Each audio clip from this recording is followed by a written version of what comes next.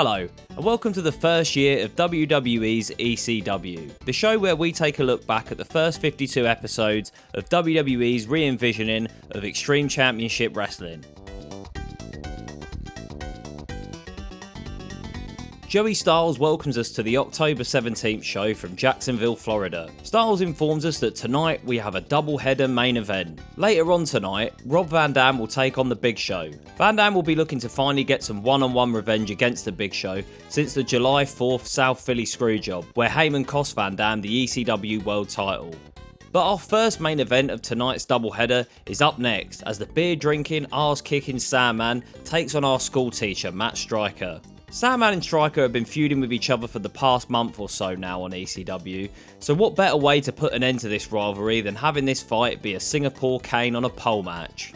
The rules are pretty simple. Once the Singapore cane has been retrieved from the pole, it can be used as a legal weapon. Matt Striker straight away goes for the cane, but Sandman puts a stop to that pretty quickly. Striker starts to wear down Sandman's leg and keep him grounded so he can retrieve the cane. Striker goes to the middle rope to hit a move on the leg of his opponent, but Sandman rolls out of the way.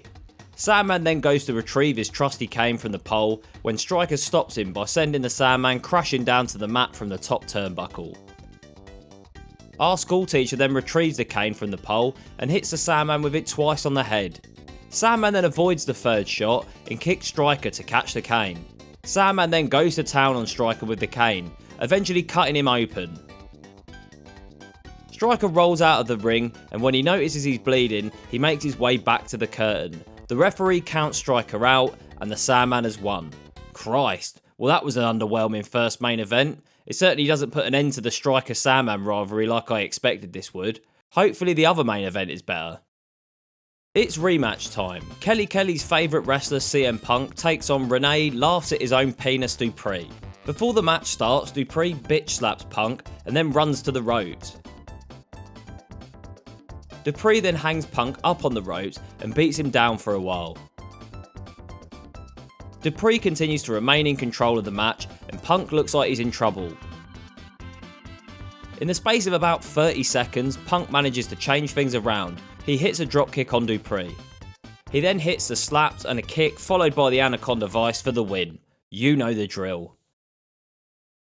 As Punk is getting his hand raised, Mike Knox is about to enter the ring before Punk knocks him off. They both trash talk each other as Punk waits in the ring for Mike Knox, but Knox makes his way back to the curtain. Pussy-o, you're a pussy-o. Our new backstage correspondent, Rebecca DiPietro, is that how you say it? Anyway, she's backstage with Rob Van Dam ahead of his match with the Big Show later tonight.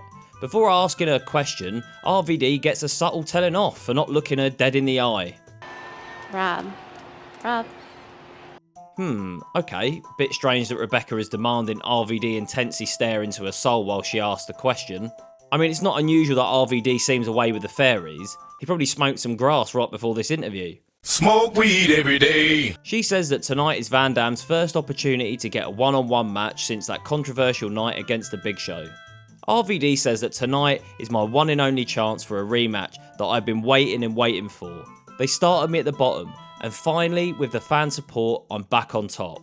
Big Show, an unbeatable giant? I have what it takes to slay the dragon.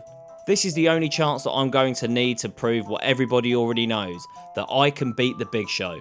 And eventually, he's going to have to put that ECW title on the line against everybody's favourite wrestler, Rob Van Dam.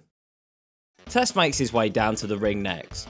Andrew gets on the mic and says, "Ladies and gentlemen, feast your eyes on the impact player of ECW, me, Test." Test says that you might remember what happened to my good buddy Hardcore Holly in a match against RVD. They then show the footage of Holly cutting open his back on a table in a match against RVD 3 weeks ago.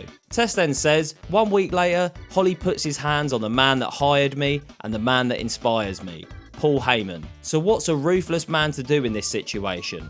Let's take a look. They then show the clip where Test took out Holly with a chair shot to the back. Test says, "Holly, when you get back, I'm going to make an example out of you, because my ruthlessness knows no bounds."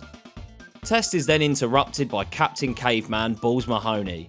Mahoney says, "You know Hardcore Holly is medically suspended, but if it's competition you're after, I'm right here."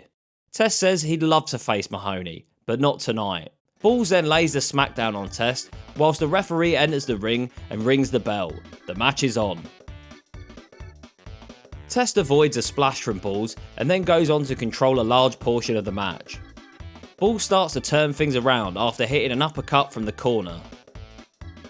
Balls then hits his signature punches before Test pokes him in the eyes, but Mahoney manages to catch Test for a spine buster. He goes for the pin, but only gets a 2. Balls goes for the punches again, and like before, Test counters and this time hits a big boot. He then hits his finisher Test grade, and it's all over. Punk rock poser Shannon is back in action tonight against Sabu. Sabu absolutely dominates Shannon in this match, with Moore only getting some offense in towards the end of the match. Moore ascends to the top rope to hit a whisper in the wind, but Sabu avoids it. Sabu then hits an over the top rope move to win the match. Our new correspondent, Rebecca DiPietro, says, The 7-foot tall, 500-pound Big Show. Right, what is going on here? All I'm going to say is if Rebecca was getting paid for this, it was basically daylight robbery. Big Show says that today is a grand day for Rob Van Dam. He doesn't know how lucky he is.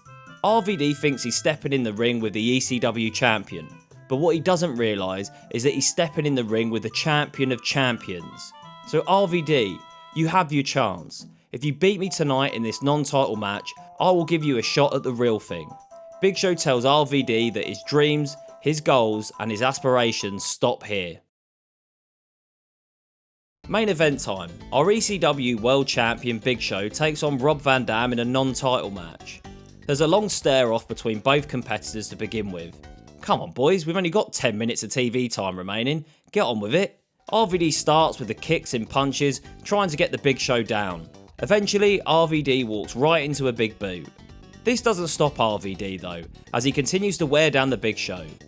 After the commercial break, the champion Big Show is firmly in control of the match. Big Show continues to beat down his opponent. Things are not looking good for RVD. RVD starts to fight back with some punches and then a big kick to the Big Show's mush. RVD continues the fight against the Giant, eventually knocking him down with a kick from the top rope. He then hits Rolling Thunder on the champ. RVD goes for the cover, but Show launches him off before 3.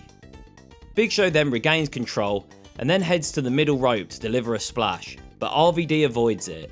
Later on, the referee gets accidentally taken out. Show then goes for a chokeslam, but RVD counters it into a DDT. He then climbs to the top rope for a 5-star frog splash, but Test pushes him off. Test then beats him up a bit before going to the outside to retrieve a chair. Before Test can re-enter the ring, Hardcore Holly rips a chair from his hands and then hits him over the head with it. Big Show then goes to grab Holly, but gets hit with 2 chair shots. This sets up RVD for a 5-star frog splash. RVD hits it and gets the 3 to win the match. Van Dam will be challenging the Big Show for the title thanks to an assist from Hardcore Holly. I'm struggling to think of a star rating off the top of my head for this week's episode. The Sandman and Striker Kane on a pole match was pretty shit, and I feel like they could have done way better and given him more time. We've now got the world's most awkward backstage correspondent on the brand. At least that should give me some piss take content going forward, looking on the positive side of things. Other rivalries progressed on this episode, but not by much.